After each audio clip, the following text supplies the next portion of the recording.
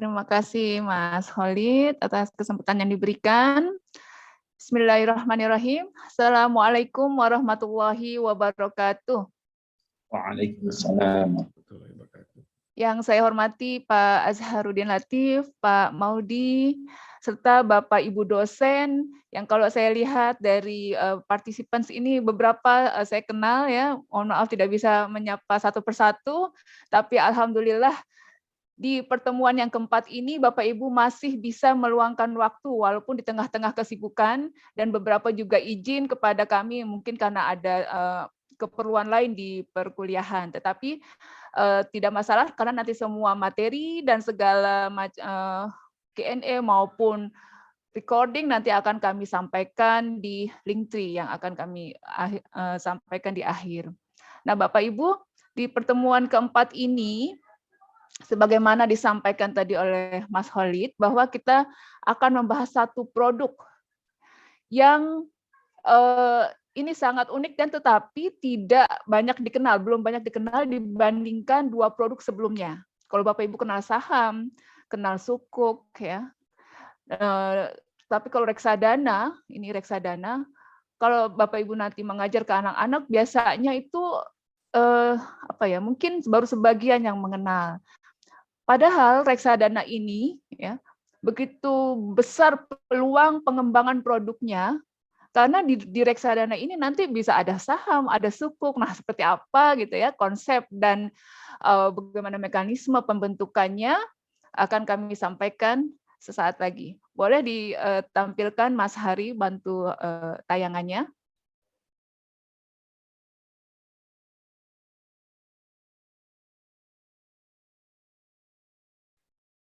Baik. Slide pertama langsung. Nah, oke. Saya akan membawakan dua bab ya Bapak Ibu. Kalau Bapak Ibu nanti lihat di modul ya, nanti ini ada 6 bab ya. Ini hanya pertemuan ini memang kalau kami lihat di feedback itu kurang waktunya ya, tapi jangan khawatir. Kan Bapak Ibu sudah mengisi di feedback itu bersedia atau tidak untuk di follow up lebih lanjut, nanti akan ada semacam follow up yang kita akan bisa bicarakan bersama-sama.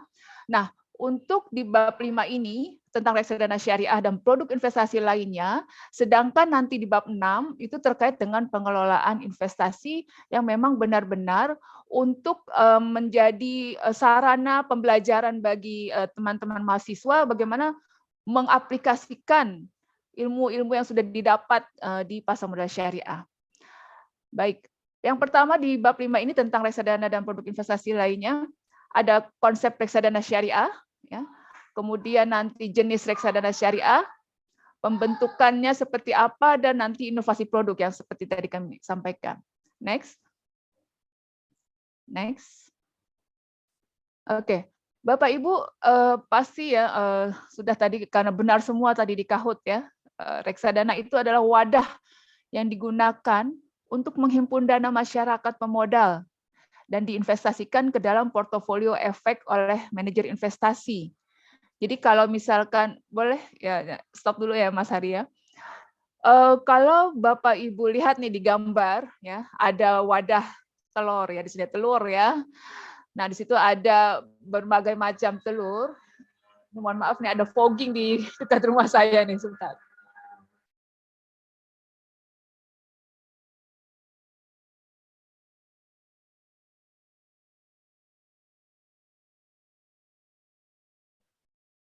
Ya, mudah-mudahan tidak terdengar terlalu jelas ya.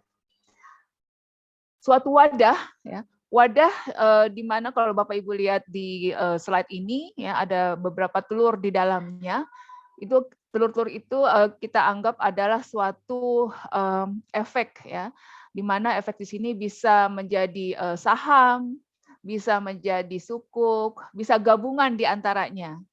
Nah, tangan-tangan ini adalah para investor ya yang memberikan uangnya kepada manajer investasi untuk mengelola dari apa portofolio yang ada di dalam wadah ini, kumpulan efek-efek yang ada di dalam wadah ini, portofolio nanti dikelola supaya mendapatkan nilai yang maksimal.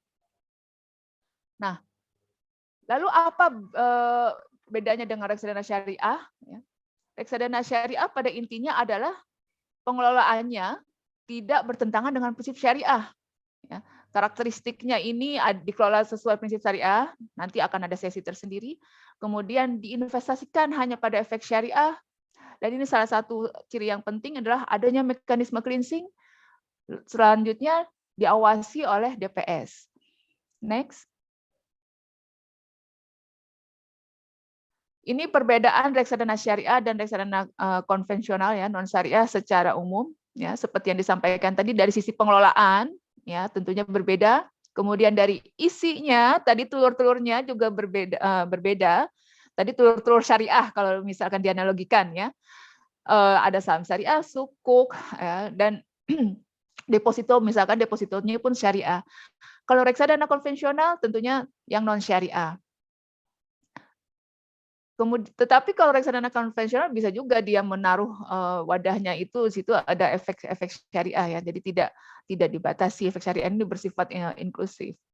Di mekanisme pembersihan kekayaan reksadana, kalau di reksadana konvensional tidak ada karena memang dia tidak perlu ya, tidak ada aspek kesyariahan di situ. Kalau di reksadana syariah nanti ada akan kami sampaikan. Kemudian dari sisi pengelola, nah ini yang penting karena dia akan dikelola oleh pihak-pihak yang berkompeten, yang mempunyai kompetensi dari sisi kesyariahan, yaitu manajer investasi syariah atau manajer investasi yang memiliki unit pengelolaan investasi syariah. Kalau di bank misalkan UUS, gitu. Jadi Windows, Islamic Windows-nya gitu ya. Tetapi kalau reksadana konvensional ini boleh manajer investasi yang secara umum. Bawahnya, boleh Mas Hari? Tadi salah satu juga ada DPS-nya ya kalau di reksadana syariah. Nah, struktur mekanisme reksadana syariah ini, ya kalau Bapak Ibu lihat, ini kadang-kadang suka terbalik nih Bapak Ibu ya, teman-teman mahasiswa mungkin pernah mendengar reksadana, dana reksa gitu ya. Itu masih kebalik-balik. Kalau reksadana adalah suatu produk. Kalau dana reksa itu nama suatu perusahaan ya, dia juga bergerak juga untuk mengelola reksadana, mengelola juga sekuritas ya, perusahaan efek gitu ya. Tapi ini berbeda secara bentuknya. Kalau reksadana syariah, kalau Bapak Ibu lihat di sini, investor dia akan menguasakan kepada manajer investasi ya untuk mengelola dana yang diberikan ya. Nanti di dalam suatu struktur ini manajer investasi berkontrak dengan bank kastodian. Jadi dana yang Bapak Ibu serahkan atau investor serahkan itu tidak dipegang oleh manajer investasi tetapi akan disimpan di bank kastodian, tempat penyimpanan.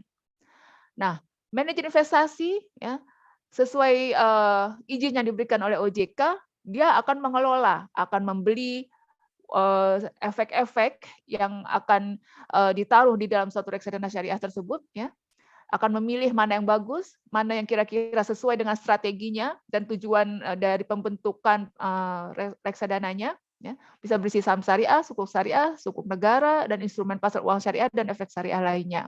Nanti akan membentuk unit penyertaan gitu ya. Oke, next.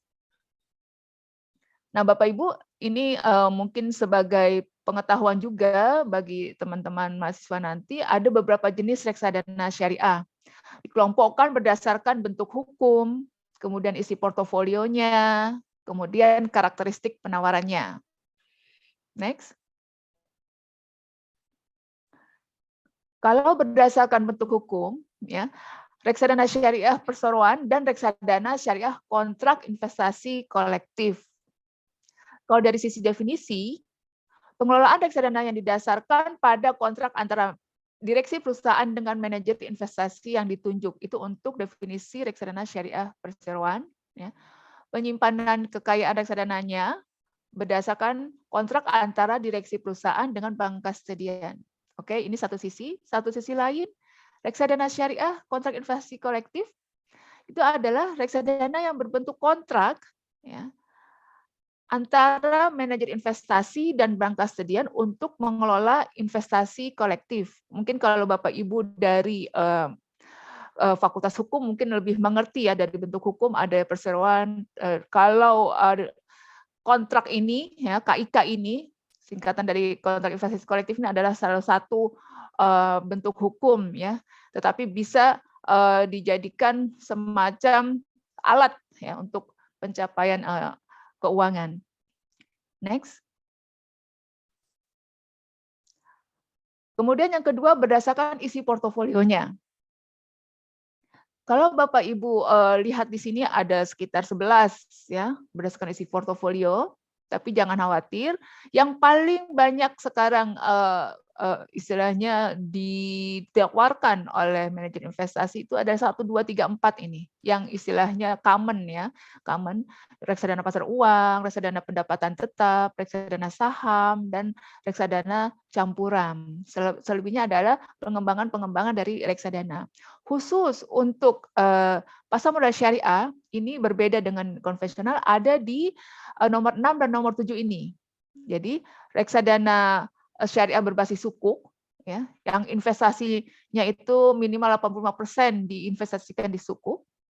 Dan ada juga reksadana syariah di nomor 7 ini berbasis efek syariah luar negeri, di mana 51% investasi ya, akan diinvestasikan di efek syariah luar negeri. Nah, kalau mau mudahnya, isi dari wadah itu, reksadana itu akan tercermin dari namanya, gitu ya, Bapak Ibu, akan lebih besar porsinya. Next.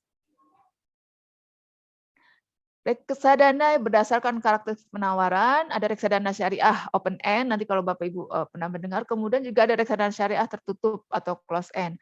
Reksadana syariah ini yang open end itu dijual terus-menerus ya sampai dengan jumlah unit penyertaan yang ditetapkan dalam kontrak. Tetapi kalau reksadana tertutup akan ditawarkan dan dibeli pada waktu tertentu. Ya. Investor tidak dapat membeli dan menjual kembali reksadana jenis ini di luar jangka waktu yang telah ditentukan. Tetapi kalau yang reksadana open end, ya Bapak Ibu bisa kapan saja untuk membeli dan menjual. Dan manajer investasi pun juga harus menindaklanjuti ya permintaan dari investor ini, tidak bisa ditahan-tahan seperti itu. Next. Tadi untuk reksadana, sekarang untuk produk investasi lainnya. Jadi di pasar modal dan pasar modal syariah ini, Bapak Ibu, ya, karena memang fokus dari pasar modal berbeda dengan perbankan dan IKNB, pasar modal itu lebih ke view-nya itu ke produk. Jadi pengembangan produk sangat difokuskan. Ya. Jadi di sini ada produk investasi lainnya berupa kontrak investasi kolektif, efek beragun aset syariah, EBA syariah. Nanti Bapak Ibu bisa lihat. Kemudian juga efek beragun aset syariah berbentuk surat partisipasi, yang ini memang untuk portofolio yang khusus berupa kumpulan piutang atau pembiayaan pemilikan rumah. Ya. Yang ketiga, KIK dana investasi real estate, KIK Dire Syariah. Ya. Ini diinvestasikan pada aset real estate. Ya. Satu lagi kontrak investasi kolektif dana investasi infrastruktur atau KIK Dinfra yang diinvestasikan dana investor itu untuk aset infrastruktur. Jadi ini pengembangan lainnya dan masih terus dilakukan kajian pengembangan produk investasi lain. Next. Oke, baik Bapak Ibu, ini full Zoom. Kami serahkan ke Mas Khalid. Terima kasih Ibu Dia. Nah, ini waktu yang ditunggu-tunggu bagi Bapak Ibu untuk refreshment. Kami ada post game ini, mohon dibantu untuk dijawab dari Bapak Ibu. Akan tersedia di layar terkait dengan pertanyaan ini. Kontrak investasi kolektif merupakan kontrak untuk mengelola investasi kolektif antara A, manajer investasi dan investor, B, bank kustodian dan wali amanat, C, MI dan wali amanat, atau D, MI dan bank kustodian. Monggo dipersilahkan Bapak Ibu, kami berikan waktu secepat-cepatnya. Ini, wow sudah lumayan nih. Oke, mungkin sudah cukup ya dari host. Ini jawaban yang betul adalah MI dan investor, dan mayoritas sudah menjawab dengan benar, dan Bapak Ibu alhamdulillah sudah memahami dengan baik dengan materi tersebut. Monggo Ibu Diah dipersilakan dilanjutkan. Mohon izin Mas Khalid, ini pertanyaannya, kontrak investasi kolektif merupakan kontrak untuk mengelola investasi kolektif antara manajer investasi dan bank kastedian, Mas Khalid. Oh iya, maaf Bank Ya, MI dan Bank Kastedian, dan ya jadi mayoritas masih ini Bu. tadi, nah berarti masih kebalik-balik ya Bapak Ibu Ya, ya. MI dan Jadi investor memang yang Bapak terbesar. Ibu, ya kalau di jawaban Bapak Ibu yang terbesar ini 48% manajer investasi dan investor, KIK ini didesain adalah kontraknya antara manajer investasi dan bank kastedian, di mana memang mengikat investor, tetapi yang berkontrak secara hukum itu manajer investasi dan bank kastedian. Nanti bisa dijelaskan lebih lanjut mungkin di Pak Azhar di sesi yang skemanya. Terima kasih, Mas. Oke, pembentukan reksadana syariah. Nah, ini memperjelas lagi mekanisme pembentukan reksadana syariah yang kami sampaikan ini berbentuk KIK ya. Tadi ada 2 bentuk, yang perseroan tidak kami sampaikan karena memang sampai saat ini tidak ada reksadana syariah berbentuk perseroan. Yang berkembang dan sedang dikembangkan banyak sekarang ini adalah reksadana berbentuk KIK. Nah, seperti yang Bapak Ibu tadi nih ya, ada pertanyaan, kontraknya antara siapa? Di sini manajer investasi dan bank kastedian ya. Kalau Bapak Ibu lihat di panah manajer investasi dan bank kastedian, di sini ada KIK ya. Mereka akan berkontrak untuk membentuk suatu reksadana.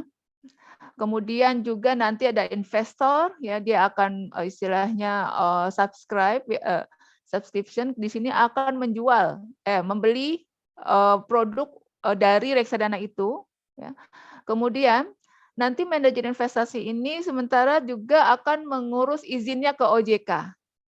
Ya, jadi produk investasi yang memang memerlukan pernyataan efektif dari OJK. Jadi ini untuk di pengamanan juga kepada konsumen ya. Nah, setelah mendapatkan efektif baru bisa istilahnya dijual secara resmi kepada masyarakat ya. Kemudian akan dikelola untuk lebih mengembangkan dana yang ada di situ. Nanti penjualannya juga bisa lewat beberapa mekanisme. Nah, di dalam pengelolaannya ini, ya uang yang telah diterima oleh manajer investasi nanti akan ada instruksi jual atau beli, ya saham ataupun sukuk ataupun efek yang ada di dalam wadah tersebut dengan perantara pedagang efek. Nah, nanti juga akan ada mekanisme pasar modal, pasar uang, ya tergantung tadi dari isi wadahnya tersebut atau jenis reksadananya tersebut. Nah, urusan dari dana itu tidak dipegang manajer investasi, tetapi oleh bank kastedian. Di sini akan pembayarannya dan redemption-nya, pembelian kembalinya itu akan diurus oleh bank kastedian. Ya, berapa hak dari investor.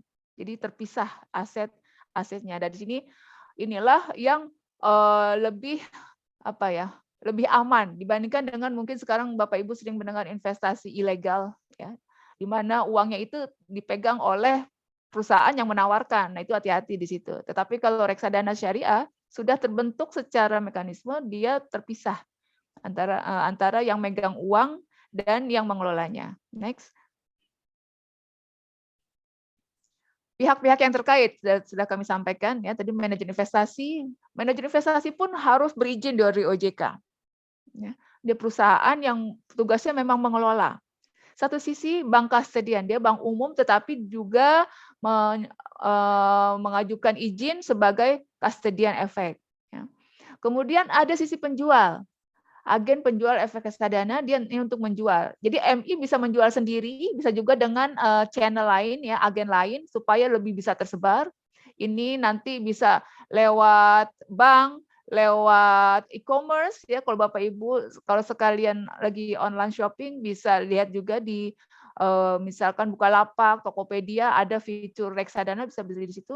Kemudian sekarang juga banyak nih dari Upwork ya, agen penjual efek reksadana online ya. Nanti juga bisa dilihat apakah dia berizin atau tidak dari OJK gitu ya. Kemudian juga ada Dewan Pengawas Syariah yang mengawasi kesyariahannya dari sisi reksadana tersebut. Next. Mekanisme cleansing. Nah, jadi Bapak Ibu sedikit kami sampaikan di sini, fitur yang utama dari reksadana syariah adalah adanya mekanisme cleansing, di mana isi dari reksadana itu jika saham, ya, DES ini adalah daftar efek syariah, kemarin sudah disampaikan ya di sesi saham. Reksadana syariah harus mengambil saham-saham yang ada dalam DES. Ketika DES-nya ini terbit 2 kali setahun, ketika ada yang keluar dari DES, maka dia harus dikeluarkan karena tidak syariah lagi. Nah, ini MI harus menjual paling lambat 10 hari kerja. Seperti itu, inti dari mekanisme cleansing. Dan nanti kalau misalkan ada selisih harganya, ini bisa diakui dalam NAB reksadana, menambah nilai dari reksadana tersebut, ya. Tetapi kalau di luar dari 10 hari itu nanti bisa dijadikan dana sosial, nanti akan ada penjelasan lebih lanjut. Next. Nah, cara berinvestasi ini juga Bapak Ibu jika belum berkesempatan bisa mencoba ya. Tetapi kalau misalkan sudah jadi investor, alhamdulillah ya, mencari informasi lengkap terkait produk dan manajer investasi. Tadi yang pertama adalah harus berizin dari OJK ya. Kemudian setelah itu dilihat nanti tujuan investasinya seperti apa, kemudian nanti membeli reksadana ini untuk goals apa dari Bapak Ibu atau teman-teman mahasiswa nanti jika di-encourage kepada mereka. Next. Nah, ini inovasi produk. Next. Bapak Ibu, produk pasar modal syariah itu terus-menerus dikembangkan dan reksadana ini juga banyak sekali dikaitkan dengan filantropi ya, filantropi Islam seperti wakaf, zakat ya, dana sosial. Misalkan nih Bapak Ibu ya, kalau mau membuat reksadana perguruan tinggi XYZ misalkan diterbitkan atas kerjasama antara manajer investasi dengan perguruan tinggi dengan sasaran investor para alumni perguruan tinggi tersebut. Ya. Return atas pengelolaan reksadana syariah ini setelah dikurangi biaya manajer investasi akan disumbangkan kepada perguruan tinggi. Jadi punya tujuan tertentu. Nah, untuk pendidikan misalkan gini. Kemudian contoh 2, reksadana yang diterbitkan atas kerjasama antara manajer investasi dengan LAS, ya, lembaga amil zakat, dalam bentuk produk yang memberikan manfaat penyaluran wakaf dari pemegang unit penyertaannya. Dana wakaf ini nanti akan dimanfaatkan untuk program pemberdayaan ekonomi umat, kesehatan, dan pendidikan. Jadi nanti bisa banyak nih. Ada juga reksadana syariah yang untuk umroh, ya, untuk pendidikan, jadi macam-macam. Next. Oke, ini bab 5 sudah selesai. Sedikit kami tambahkan juga bab 6 di sesi saya ini. Mohon izin Ibu Dia. Ya. Untuk waktu tinggal 10 menit. Baik, ya. Terima kasih. Boleh ditampilkan Mas Hari? Bab 6 Bapak Ibu, ini adalah diharapkan mahasiswa bisa mengcombine apa yang didapatkan dari 5 sesi berikutnya terkait dengan produk ya, saham, sukuk, dan reksadana. Kemudian nanti Bapak Ibu biasa kan anak-anak juga mendapatkan bekal manajemen keuangan ya. Di sini ada sedikit tentang manajemen keuangan, tetapi itu nanti porsi dari Bapak Ibu yang akan menjelaskan. Dari kami mungkin nanti akan lebih ke investasi dan nanti investasi ilegal seperti apa. Next. Di tampilan Bapak Ibu di sini ada agendanya perencanaan keuangan syariah, manajemen investasi, manajemen risiko, manajemen portofolio, hipotesis pasar efisien, dan waspada investasi ilegal. Kami akan sampaikan sedikit saja di mungkin nanti manajemen investasi dan risiko, tetapi kalau portofolio dan hipotesis pasar efisien, saya percaya bahwa Bapak Ibu lebih kompeten untuk mengajarkan kepada teman-teman mahasiswa ya. Tapi nanti PPT-nya akan kami berikan secara penuh sehingga Bapak Ibu tinggal mainkan saja nanti ketika mengajar. Next. Oke, perencanaan keuangan ya. Sudah dipahami oleh Bapak Ibu bahwa perencanaan keuangan ini merupakan proses mencapai tujuan hidup kita melalui manajemen keuangan secara terencana. Ya. Dalam konteks syariah, perencanaan keuangan ini merupakan bagian dari proses perencanaan kehidupan, ya, untuk pemilihan pengelolaan keuangannya, kekayaan non keuangan serta rohani jangka pendek, menengah, ya, di dunia gitu ya. Next. 7 komponen dalam perencanaan keuangan syariah ini, ya, nanti Bapak Ibu bisa lebih jelas di modul yang disampaikan. Ada income, penghasilan, bahwa kita setiap manusia memang harus berusaha mandiri ya untuk dapat mencari maisha untuk penghasilan ya, untuk bisa hidup gitu dan juga untuk menafkahi keluarga ya. Kemudian nanti ada konsep cleansing of wealth untuk penyucian harta, yang ini juga dalam Islam sangat dianjurkan ya. Kemudian juga ada bagaimana kita bisa spending di sini, pengeluaran untuk apa gitu ya. Karena biasanya sulit membedakan antara keinginan dan kebutuhan. Kemudian investasi, di mana kita pasti tahu bahwa kita tidak tahu masa depan itu seperti apa, oleh karena itu perlu jaga-jaga. Kemudian komponen kehidupan yang panjang, di mana kita tentunya suatu saat tidak produktif lagi, ya, pensiun. Nah, sehingga bagaimana perencanaan keuangan ini bisa mengcover ketika kita sudah tidak menghasilkan dari sisi finansial, ya. Kemudian manajemen of debt liabilities, pengelolaan utang dan kewajiban. Ya, berhutang boleh ya, tetapi utang yang seperti apa yang kira-kira baik nanti dalam perencanaan keuangan kita. Nah, kemudian asuran, kepastian atau jaminan, ini terkait dengan hal-hal yang bisa kita siapkan, misalkan seperti asuransi syariah ya, sehingga ada semacam proteksi seperti itu. Next. Manajemen investasi. Next, ini Bapak Ibu tentunya bisa lebih memahami tentunya. Kalau dari sisi yang 4 ini, investasi di pasar modal, kami sampaikan, investasi dilakukan dengan cara transaksi jual beli efek untuk memperoleh keuntungan berupa capital gain, dividen, dan imbal hasil. Dalam konteks investasi syariah, penempatan dana investasi harus dilakukan pada surat berharga yang tidak bertentangan dengan prinsip syariah di pasar modal. Next. Nah, jenis-jenis investasi ini bisa tentunya di sektor real, ya.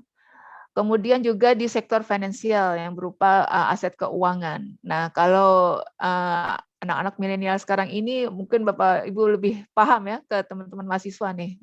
Mereka sudah pintar berwira swasta, kemudian juga sudah bikin usaha ya. Sebagian juga mungkin berinvestasi di efek-efek yang sudah ada mungkin ya, bisa dilihat sekarang. Next. Nah, prosesnya ini kita menentukan tujuan, kemudian tentunya menganalisis, nanti pembentukan portofolionya. Setelah pembentukan kita evaluasi mana yang kira bagus, mana kira perlu kita keluarkan, sehingga kita lakukan revisi. Next. Ini alasan investasi, bisa Bapak Ibu baca ya, intinya untuk meningkatkan kesejahteraan kita sebagai investor dalam bentuk finansial. Next. Ini juga nanti Bapak Ibu bisa dalami ya di modul. Return pada instrumen investasi biasanya return saham itu berupa capital gain atau tentunya ada capital loss juga ya, dan juga dividen. Kalau sukuk capital gain juga ya, dan imbal hasil. Kalau di reksadana ini nanti akan ada kenaikan dari nilai unit penyertaan. Ya.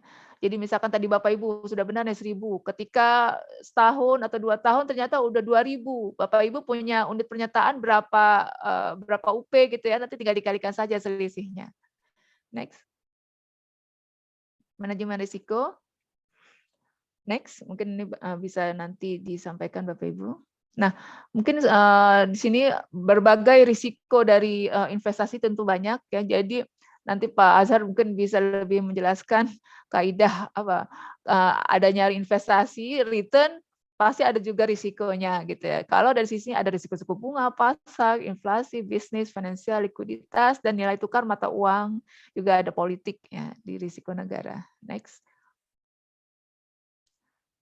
Ya, ini ada 3 macam. Bapak Ibu mungkin kalau bisa self assessment diri sendiri kita konservatif atau moderat atau agresif gitu. Nanti akan tercermin dari produk yang kita beli. Ya kalau saham misalkan berarti Bapak Ibu ini cukup agresif ya. Tapi kalau misalkan pasar uang berarti nanti mungkin lebih konservatif. Next. Ini diversifikasi investasi, Bapak Ibu bisa lihat bahwa perbedaan kalau single investment deposito saja ya. Ini hanya ilustrasi ya. Di sisi kanan ada 253 juta gitu.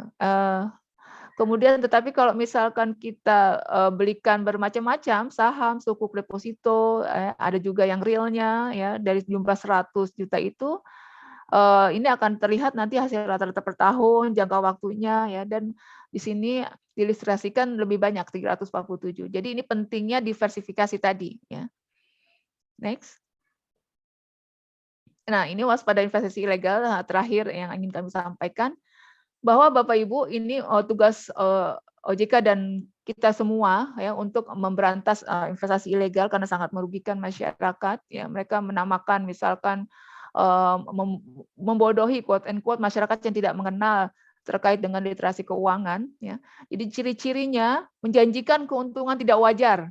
Ya, jadi misalkan 10% dalam sebulan, nah itu udah harus Bapak Ibu waspadai. Menjanjikan bonus dari perekrutan anggota baru. Ya, kalau dapat saudara yang mau ikut nanti dapat bonus, itu harus diwaspadai juga. Memanfaatkan tokoh masyarakat untuk menarik minat masyarakat untuk berinvestasi. Nah ini sering nih. Ya, kita kenal Toga dan Thomas, tokoh agama dan tokoh masyarakat ya. Jadi ditaruh di depan tuh endorse ya, mengambil endorse dari Toga dan Thomas ini ya untuk menarik minat masyarakat ya. Kemudian legalitas sudah jelas. Jadi OJK baru saja juga mengeluarkan kampanye 2L, legal dan logis. Jadi legal ini berizin, ya logis itu juga harus dilihat kira-kira keuntungannya ini masuk akal atau enggak, risikonya seperti apa gitu ya. Kemudian contoh lain pengelolaan dana investasi tidak jelas. Next. Banyak skema investasi ilegal, Bapak Ibu. Kalau Bapak Ibu ingin nanti juga menambah pengetahuan, ada Satgas Waspada Investasi di akhir slide ini. Ya. Skemanya ada skema piramida, kemudian skema Ponzi, ada money game. Yang intinya adalah ini semacam ada struktur tertentu, sehingga kalau ini berhenti, itu pasti kita nanti sudah tidak kebagian istilahnya. Pertama-tama mungkin, wah dapat langsung uangnya gitu ya, atau keuntungannya. Tetapi lama-kelamaan kalau tidak ada merekrut anggota baru, ya udah seret nih, udah tidak ada lagi pemasukan, dan lama-lama mungkin kabur pengelolanya gitu ya, sama uang-uang yang sudah dikumpulkannya itu. Makanya tadi bedanya manajer investasi dan bakal setia dia ada pemisahan aset ya. Kalau di sini biasanya oleh perusahaan itu uangnya masuk ke rekening perusahaan itu gitu. Di sini ada ciri-cirinya, nanti Bapak Ibu bisa pelajari. Next. Nah, ini Bapak Ibu terakhir Satgas Waspada Investasi terdiri dari OJK ya, Kementerian Perdagangan, BKPM, kemudian Kemenkop, kemudian Kementerian Komunikasi dan Informasi, dan juga ada penegak hukum, Kejaksaan Republik Indonesia serta Kepolisian Negara Republik Indonesia. Yang intinya adalah di sini kita bersatu gitu ya untuk memberantas waspada investasi ilegal ini dan memberikan usaha preventif, kemudian kuratif dan represif sehingga meminimalkan. Ya. Jadi biasanya memang kalau dicabut satu izinnya tumbuh 1000 nih investasi ilegal gitu. Makanya memang perlu pemahaman, dan Bapak Ibu juga sebagai agen dari sisi dunia pendidikan minimal bisa memberikan wawasan kepada teman-teman mahasiswa agar lebih aware, lebih hati-hati terkait investasi yang ilegal ini. Next. Ya, ini full Zoom. Silakan Mas Khalid Hasan yang terakhir. Ya, terima kasih Ibu Dia. Ini ada kuis lagi dari kita, full Zoom. Monggo disilakan untuk mengisi. Host mohon dibantu pertanyaannya. Yang bukan merupakan ciri investasi bodong atau investasi ilegal adalah A. Menjanjikan keuntungan tidak wajar dalam waktu yang cepat. B. Menjanjikan bonus dari perekrutan anggota baru. C. Legalitas dan pengelolaan investasi tidak jelas. Atau D. Terdaftar dan diawasi oleh OJK. Mohon hati-hati, ini adalah pertanyaan jawaban yang bukan ya Bapak Ibu ya, yang bukan merupakan ciri investasi bodong. Monggo diisi, kami tunggu sekitar ya 30 detik lagi, sudah mencapai 175 orang yang mengisi, dan mayoritas sudah ya hampir 90% lebih. Ini betul. Ini pertanyaan yang mungkin agak menjebak ya, sedikit tricky nih, yang bukan merupakan ciri investasi bodong. Monggo. Ya, mungkin sudah Pak Hari dari host. Nah, untuk yang jawaban betul adalah 91% sudah menjawab betul, yaitu terdaftar dan diawasi oleh OJK. Nah, yang ini ya, jawaban yang paling betul. Dan yang lainnya adalah merupakan ciri investasi bodong. Terima kasih Ibu Dia, monggo dipersilakan untuk dilanjutkan. Ya, next. Terima kasih Mas Khalid. Nah, ini Bapak Ibu, jika Bapak Ibu ingin mengupgrade pemahaman tentang pasar modal syariah dan mengikuti tren dan isu-isu terkait pasar modal syariah, Bapak Ibu perlu nih mengikuti Instagram kami ya, pasar modal syariah, karena selalu update ya. Kemudian juga bisa melihat di pasar modal syariah di YouTube, Facebook, TikTok, dan Twitter. Mohon maaf dari saya pribadi jika ada penyampaian yang kurang berkenan pada Bapak Ibu. Assalamualaikum warahmatullahi wabarakatuh. Kami serahkan kepada Mas Khalid.